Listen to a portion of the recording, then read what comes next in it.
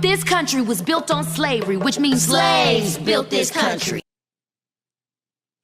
That's just not true. What's up, guys? DEBUNKING here. Be sure to like and subscribe if you are new. So I've seen this clip going around of a Disney kids cartoon called The Proud Family, where they're basically just screaming about how slaves built America, and that's why they deserve reparations.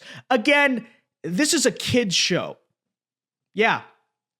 I know it's easy to get desensitized to this stuff because it's everywhere. We know they are trying to sell your kids to the devil everywhere, but don't let that be lost on you. This is a kids show on Disney Channel. See, our generation, Gen Z, the Zoomers, we are screwed up enough with what they gave us in high school and college, but we grew up watching, I don't know, Good Luck Charlie and whatnot, right? This is what little kids are growing up on now. So God help them, honestly. Anyways, let's get into this because I want to talk about the many falsehoods in this thing. Disclaimer, I don't know with the copyright, so I won't be able to play the full thing, but I'll try to play enough of it so that you get the idea, okay?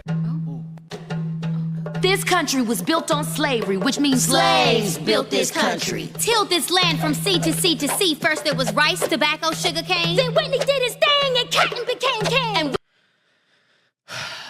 All right, let's just go right at this. First of all, I love being off-puttingly screamed at, very persuasive. But anyways, it's literally just not true that slavery built this country.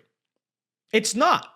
It's true that slavery for a time was a contributor to one regional aspect of the American economy, and even on that front, I should note, it was an institution that many economists have argued actually held America back in many ways. It was a negative detriment to the US economy. It slowed down growth. To equate that with building the country as a whole is just dishonest. It is untrue. Nobody is saying that slavery should have ever happened, but to say that George Washington's slaves were equal contributors to the building of America as George Washington himself, or as this cartoon seems to argue, more than George Washington, is factually untrue. It's blatantly dishonest. Everyone knows this. George Washington led an army. Those slaves, though they shouldn't have, worked on a farm. There is actually a difference. And most importantly, the civilization that you look around and see today was not built by slaves. The building you live in, the roads you drive on, the infrastructure you use, the cities you traverse, none of what you see was built by slaves. And the work that was historically done by slaves is still done just fine today in America, proving that slavery has never been an essential part of America's existence. I would further point out that America's commonly accepted golden age, which is like the 1900s, was long after slavery. So this is my challenge. Be specific. It's easy to say that slaves built this country, but where? What did they build that we use to a large extent today? Did they build the Empire State Building? Did they land us on the moon? Did they win World War II? Did they write the Declaration of Independence? Like, what are you actually talking about? Well, here's what they claim. Slaves built this country. Not only field hands, but carpenters, masons, Blacksmiths, musicians. Okay, so first of all, black people worked regular jobs like everyone else. Okay?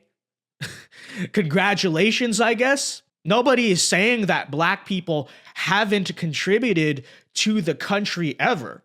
I mean, who is saying that? You're the one making the very radical claim that slaves built this country. So we continue here. Inventors built cities from Jamestown to New Orleans to Banneker, Washington. 40 acres and a mule. We'll take the 40 acres, keep the mule. Okay, so Jamestown wasn't invented by a black guy. I don't know where they got that from. New Orleans was built by the French. It was founded and designed by a white guy. And Washington, D.C., invented and designed by a French white guy. This is just misinformation. Like, if anything, the French should be protesting. Ha French built this country. Ha But anyways, last bit here. Let's go to the part where they call for reparations. Slaves built this country. And we, the descendants of slaves in America, have earned reparations for their suffering. And continue to earn reparations every moment we spend submerged in the systemic prejudice, racism, and white supremacy that America was founded with and still has not atoned for. This is how you know it's all a cope. Because you can say, slaves built this country. Okay, but what are you doing to build the country today? You know, people will get mad at this, but it's true. Most of the people who demand reparations today are typically on welfare, uneducated, and generally contributing very little to society. Am I wrong? Like, you can say that your ancestors built this country, but what are you doing? You're just demanding free money, more of it than you already receive, because you precisely do nothing and don't want to do anything. But give me free money because my great-grandfather to the power of 7 was a slave in South Carolina? It's ridiculous. How about you go and do something, fool? Because all I see now is everyone else building the country around you, then paying taxes so that the reparations crowd can live off of unemployment and Medicaid from the government. This is just true. Vince, you're stereotyping. Am I, though? Because I know you have your Cornel Wests and your Ibram Kendis, you know, your left-wing academics who write this stuff and grift off of it. But how many decently successful middle-class black people are out here crying for reparations? Like, everyone would take free money, I think, but the people I see vehemently demanding reparations are typically lazy, self-destructive people who don't do anything and will very likely blow their reparation money on a bunch of useless nonsense and still be poor. You know it's true. Okay, don't get mad at me because you're projecting. Like, if you want reparations so bad, go game the system that is already in your favor to your advantage. Go to school and get accepted and get all the scholarships because the standards are lower to get black people into college. Factually true. Go in the workforce and get promoted so that all the companies can seem diverse. Go play the game and everything. There's a lot that you can do. There's a lot that's already arguably unfairly stacked in your favor. Oh, but that would require work, right? That would require you to do something instead of just having free spending money for Balenciaga and Gucci just falling into your lap. Okay, that was a joke, YouTube. Okay, that was a joke. But this is true. And they always talk about 40 acres and a mule.